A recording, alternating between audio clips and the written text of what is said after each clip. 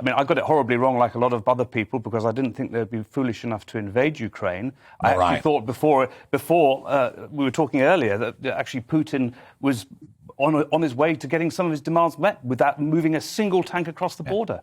But we are where we are, and it's also quite possible, because we've seen in our lifetime the fall of the Soviet Union almost overnight. The Berlin Wall came down. Things can move very quickly in a country where it's usually quite glacial, as in Russia. But at the same time, it's horrendously dangerous to hear these discussions, because you really do wonder, where are the people of peace?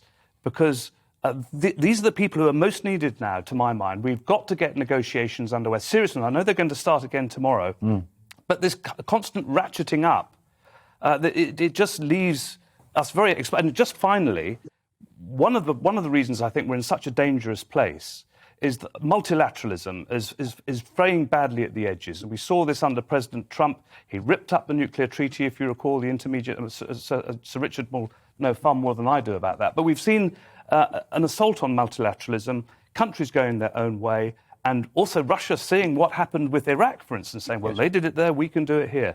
So we've got to get a consistency back to an international order, to my mind. Final thought from you. I saw your head nodding in sage agreement with that last point that General Sir Richard was making. I mean, in effect, a proxy war between NATO members and Russia almost by accident.